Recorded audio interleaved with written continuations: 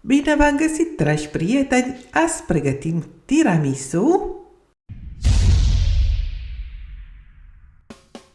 Ingredientele rețetei le aveți detaliate la descrierea videoului, unde veți găsi și linkul către rețeta scrisă. Pentru început voi prepara crema de gălbenușuri. Separ 4 gălbenușuri de albușuri.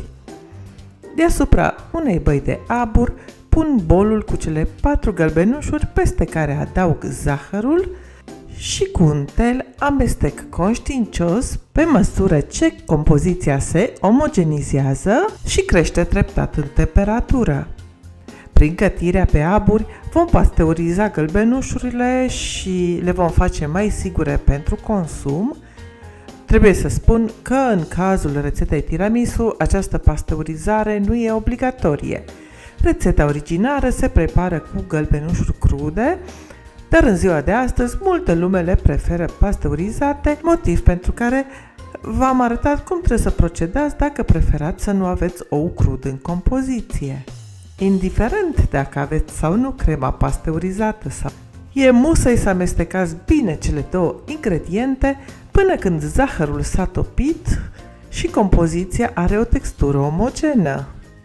După ce o iau de pe aburi, las compoziția să se răcorească puțin, după care o turnăm treptat peste crema mascarpone pregătită într-un bol și le amestecăm cu un tel până se omogenizează uniform. Și să nu uit să precizez, crema de mascarpone trebuie să fie la temperatura camerei, cât mai bine scursă de lichidul în exces.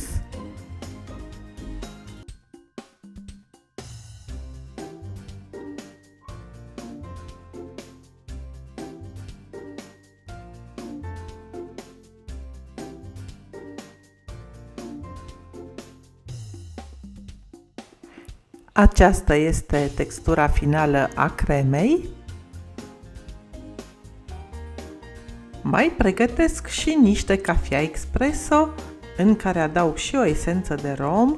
Dacă aveți la îndemână, recomand călduros să adăugați chiar rom veritabil, va avea un gust super bun. Înmoi fiecare pișcot în cafea pe ambele părți, înmoiați-l doar preț de 1-2 secunde, altfel pișcotul are tendința de a absorbi mult prea mult lichid. Așez un prim strat de pișcoturi pe baza unui vas Piena cu dimensiuni de 23-12 cm. Am rupt niște pișcoturi pentru a acoperi pe lățime restul spațiului, după care peste pișcoturi am întins o treime din crema de mascarpone. Lucrez cu mișcări foarte fine, deoarece pișcoturile peste care întind crema au o textură destul de fragilă.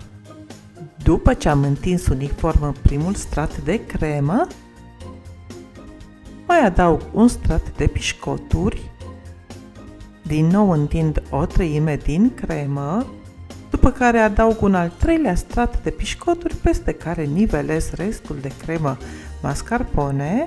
Tortul nostru tiramisu este gata asamblat, tot ce rămâne acum de făcut este să-l acoperim hermetic și să-l punem la frigider pentru cel puțin 2 ore. Ideal ar fi să-l lăsăm să se așeze în frigider peste noapte. Înainte de a savura tortulețul, presărăm deasupra pudră de cacao,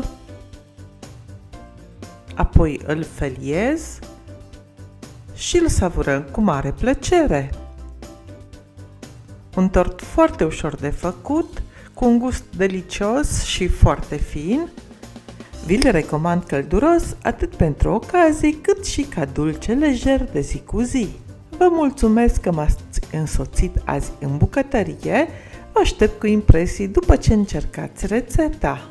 Nu uitați să vă abonați dacă nu ați făcut-o deja. Activați și clopoțelul pentru a primi notificări ori de câte ori public ceva nou.